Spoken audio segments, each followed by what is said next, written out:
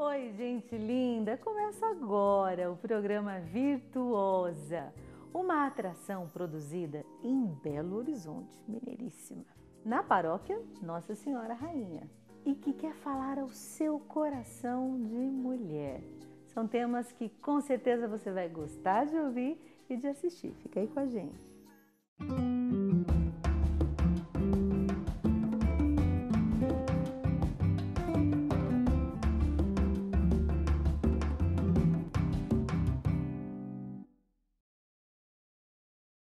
Hoje nós vamos conversar sobre adoção, laços estabelecidos através da lei do amor. E para conversar sobre esse tema, o Virtuosa vai receber a psicóloga, nossa querida Patrícia Ragone.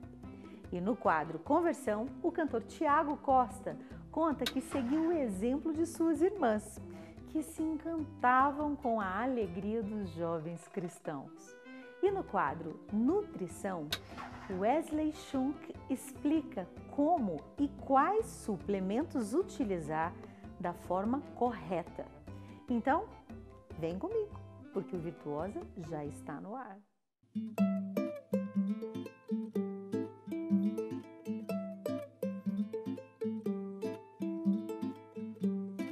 Se dedicar e se entregar à magnífica tarefa de criar um ser humano, ser pai, dar o exemplo de nunca desistir. Essas são algumas características de quem busca a adoção. Vamos assistir a reportagem sobre esse assunto belíssimo. Amor acima de tudo. Idade, sexo ou raça deveriam ser pequenos detalhes, mas a realidade hoje no Brasil ainda esbarra na exigência do perfil da criança a ser adotada e a demora no tempo da justiça. Na verdade, o que esbarra muitas dificuldades de adoção é o grau de exigência das pessoas que vão receber.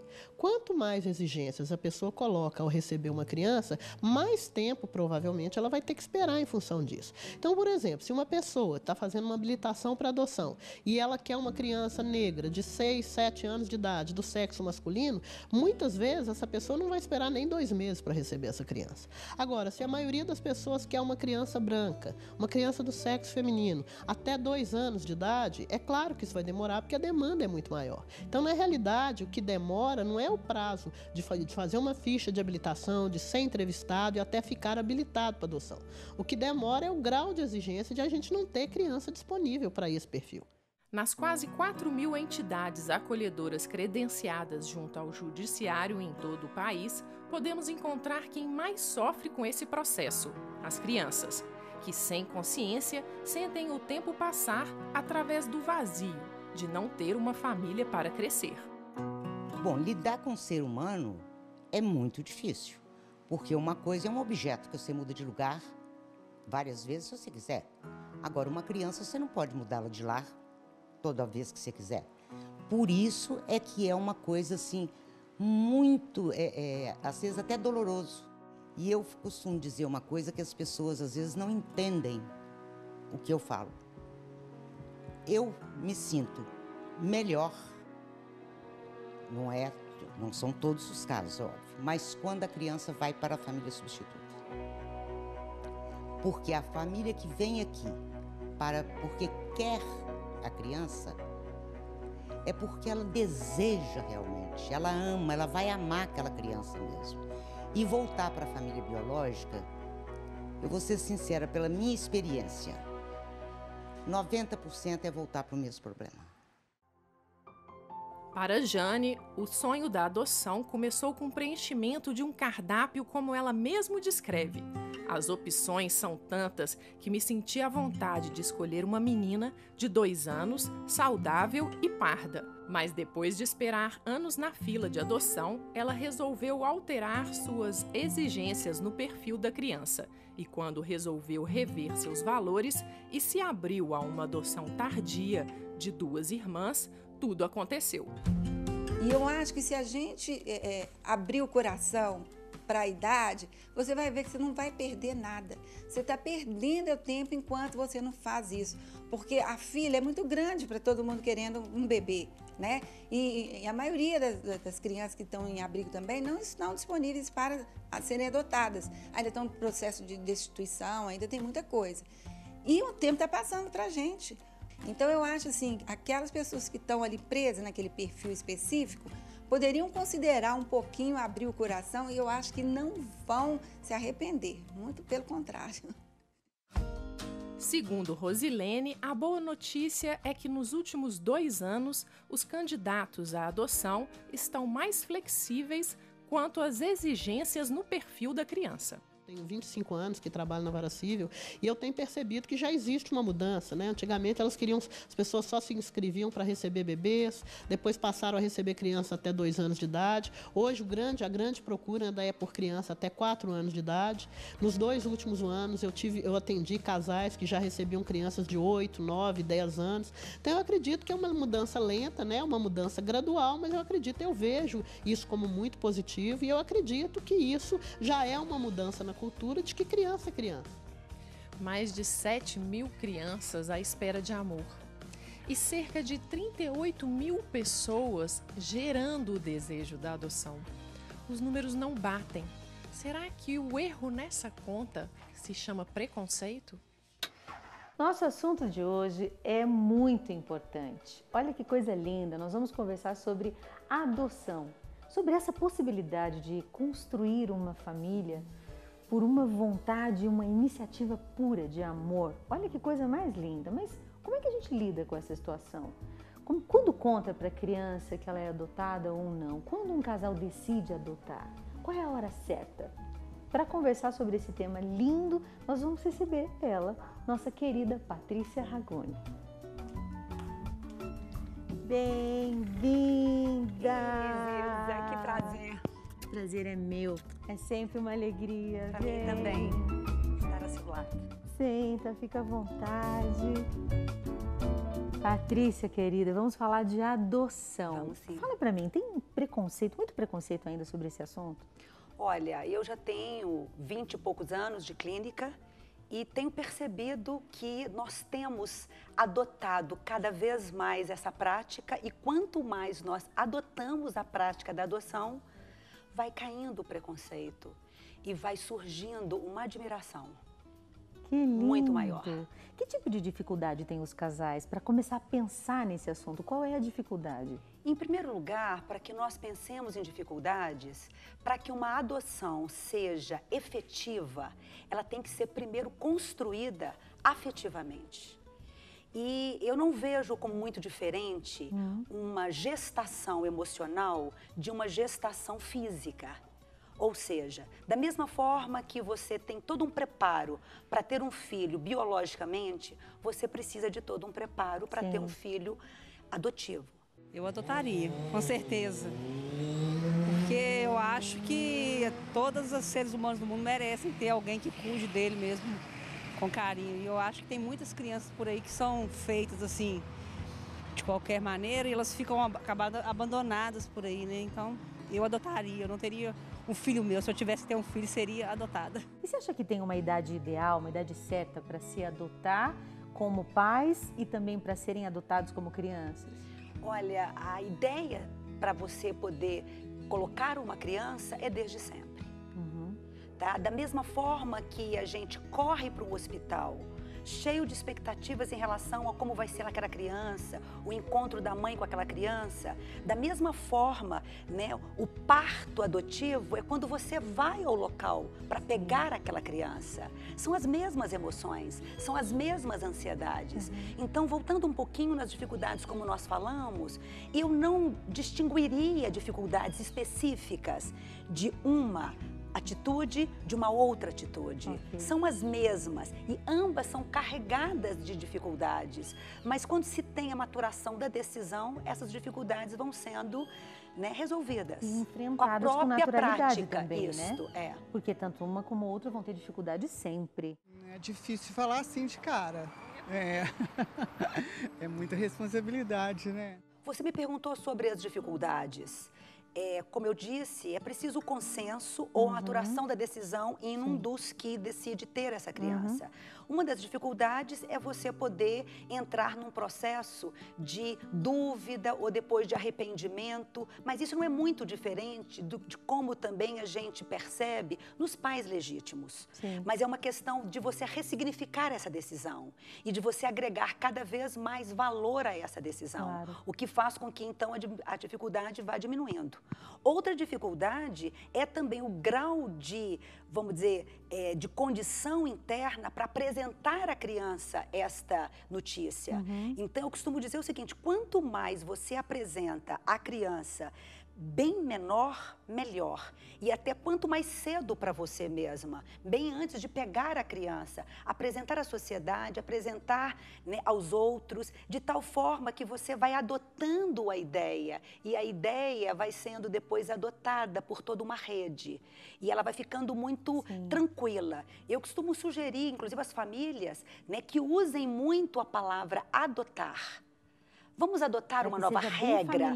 Vamos adotar, por exemplo, um novo estilo? Vamos adotar, por exemplo, a nova forma de nós convivermos para que nós tiremos o peso muito negativo. Olha, eu adotaria porque eu acho que faz parte da vida da gente ter uma criança e a gente tem uma criança adotada na família que a gente tem o maior amor por ela.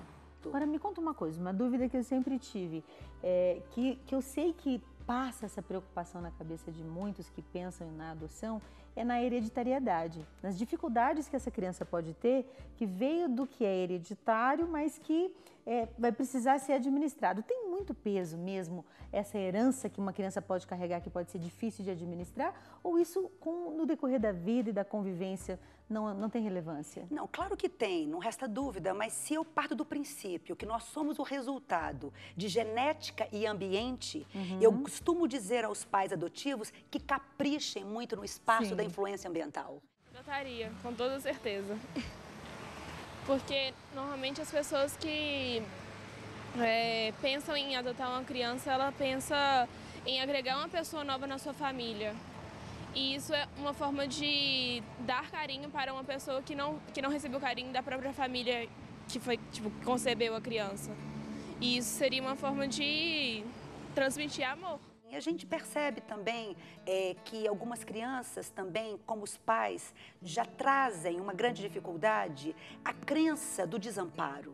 A crença do abandono, né? Tanto aquela criança, ela fica com medo de ser novamente abandonada, como os pais que a adotam ficam com receio também de que o filho possa deixá-los.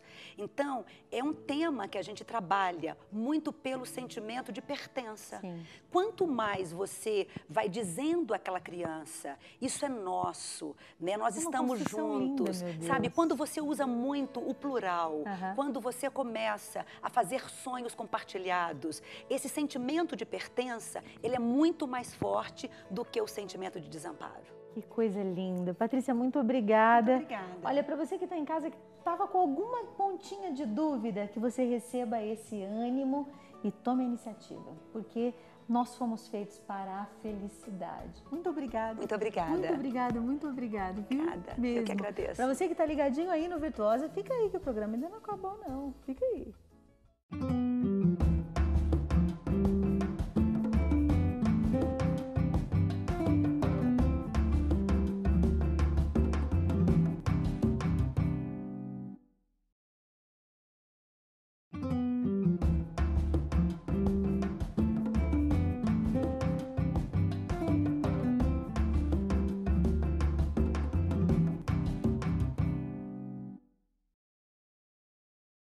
Estamos de volta com o Virtuosa, um programa que quer falar ao coração da mulher. E agora, nós vamos assistir o quadro Conversão, com o cantor Tiago Costa. Olha aí.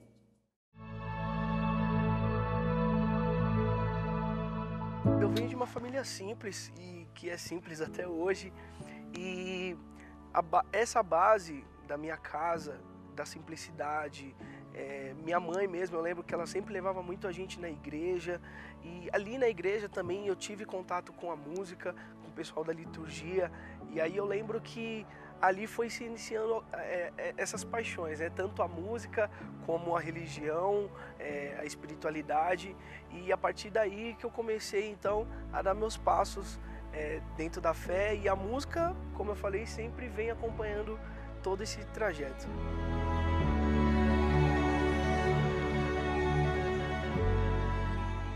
O caminho dentro da igreja se iniciou com essa base, né? Como eu disse, da minha mãe levando a gente desde criança, e eu sempre fiquei ali na cola das minhas irmãs, que elas são mais velhas que eu. Então eu sempre fiquei ali na cola delas, elas comungavam, eu ficava perguntando: e aí, que gosto que tem? O que vocês falam quando vocês ajoelham? Como é que é? E aí eu fiz a minha catequese, depois elas fazendo o crisma, comecei a frequentar junto com elas a crisma delas, aí eu ficava louco com aquela alegria dos jovens e tudo mais, aí eu falava para elas que queria fazer, até que um dia abriu a oportunidade de fazer o crisma, eu mesmo peguei a ficha, eu mesmo levei para minha mãe, e aí então começou a minha caminhada dentro da igreja. A partir da minha crisma, começou a minha caminhada dentro da igreja.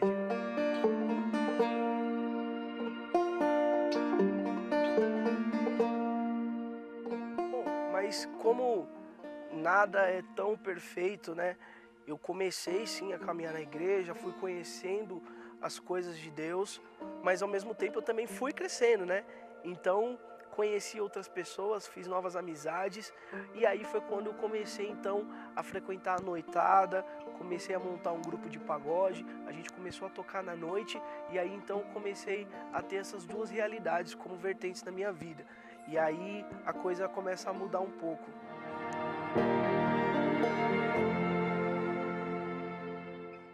Então como a coisa começa a mudar?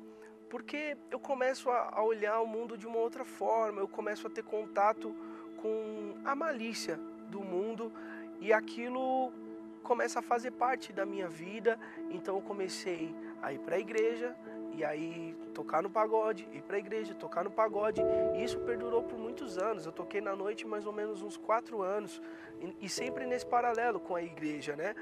E num determinado momento, Deus começou a me chamar muito a atenção num detalhe, que foi no cheiro da minha roupa. Porque sempre que a gente tocava na noite e eu ia embora no outro dia, minha roupa sempre estava cheirando mal por conta do cigarro, porque ainda nessa época podia fumar nas casas de show. Então eu comecei a ficar incomodado com aquele cheiro, porque eu voltava de manhãzinha no ônibus e aquele cheiro de cigarro e cerveja, mesmo que eu não fumava e mesmo que eu não bebia, aquele cheiro ficava impregnado em mim. Então a partir daí eu comecei a ficar incomodado, né? Deus começou a incomodar meu coração, mas eu continuei ainda um pouco, num período ainda. O Senhor me chamou novamente a atenção, num outro momento, em cima do palco, eu consegui ter a dimensão de toda aquela realidade que eu estava fazendo parte, mesmo sendo um cara legal, mesmo sendo um cara que não bebia, que não fumava, mas ao mesmo tempo eu estava ali, envolto naquele ambiente que já não tinha mais, que já não tinha a ver com aquilo que eu vivia nos fins de semana dentro da igreja. Até que num determinado momento, no dia 15 de 11 de 2011, eu sofri um acidente, onde o meu carro virou dentro de um córrego e eu quase tive a minha vida finalizada, né?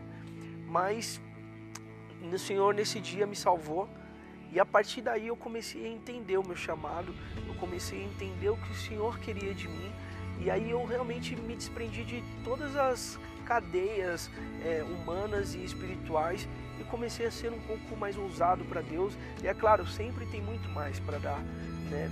Mas hoje eu vejo o meu servir de uma forma muito diferente, realmente com os olhos da fé. Tiago, meu querido, parabéns por ser esta pessoa tão simples e tão determinada. Adoramos conhecer um pouquinho mais da sua caminhada de fé. Muito obrigada. Um grande beijo para você. Agora vamos assistir o quadro de nutrição com Wesley Schunk. Roda o VT.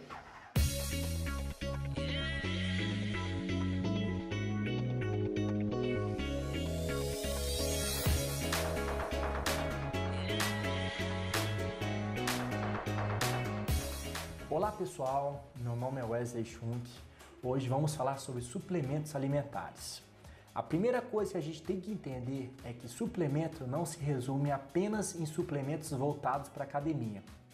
Existem outros tipos de suplementos, como ômega 3, que é importantíssimo para o controle do colesterol, vitamina D, lactobacilos, sais minerais e vitaminas de uma maneira geral. Por que recorrer a suplementos alimentares? Porque o solo brasileiro é totalmente desgastado. Aqui predomina a monocultura. Então, uma laranja de 15, 20 anos atrás tinha muito mais vitamina C do que hoje. Assim como o tomate, que tinha muito mais licopeno do que hoje. Por isso, temos que recorrer à suplementação alimentar, porque através dos nossos alimentos não conseguimos obter nutrientes necessários.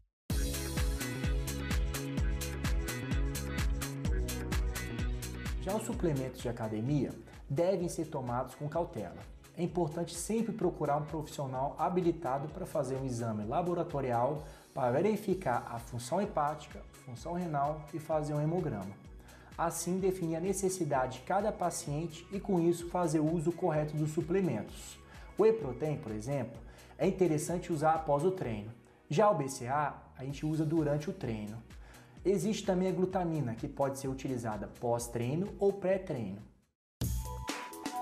Já os lactobacilos são repositores da flora intestinal. Constantemente, através da nossa alimentação errada, destruímos a nossa flora intestinal, causando uma desbiose. Se necessário, fazer uma reposição para assim obter um hábito intestinal adequado.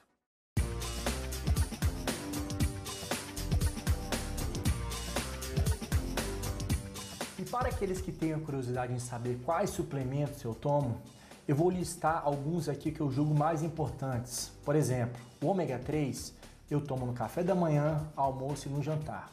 Dá um total de 3 gramas ao dia. Já o lactobacilos, eu compro uma fórmula pronta. Eu faço uso no café da manhã e após o jantar. Já a vitamina D, eu faço uso de uma quantidade específica para o meu peso, que dá mais ou menos uma quantidade de 10.000 UI, após o café da manhã. Agora, falando de suplementos alimentares voltados para a academia, quais eu faço uso? Whey Protein, por exemplo, eu faço uso principalmente após o treino. BCA antes de treinar e glutamina eu faço normalmente pela manhã junto com o limão espremido em jejum.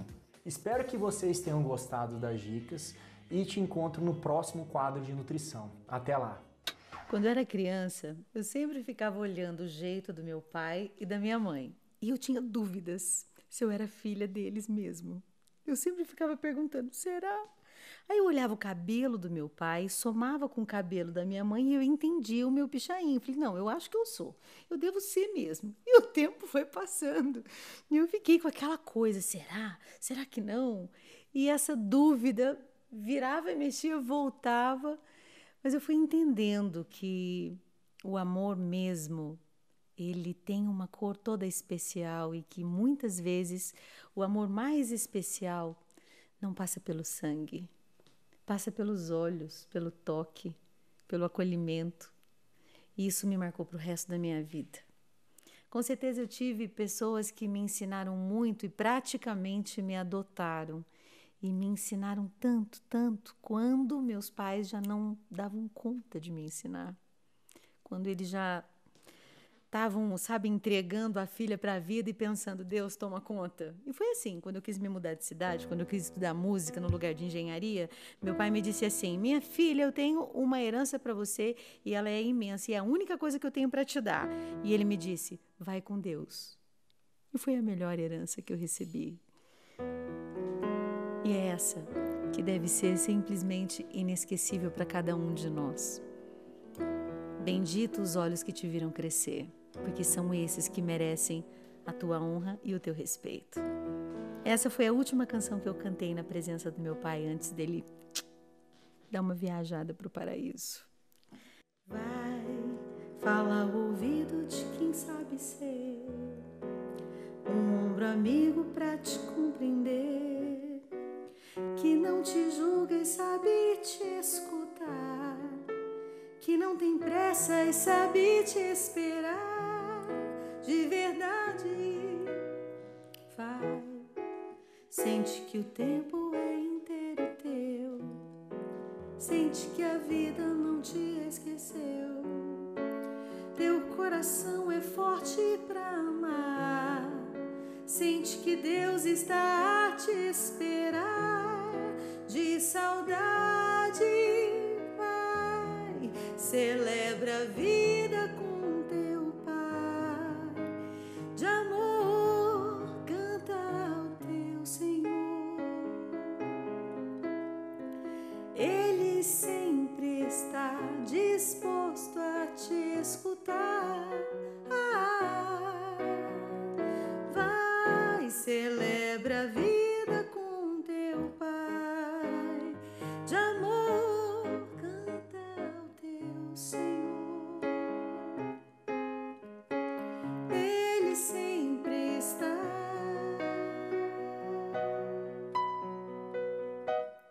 fiel a te esperar.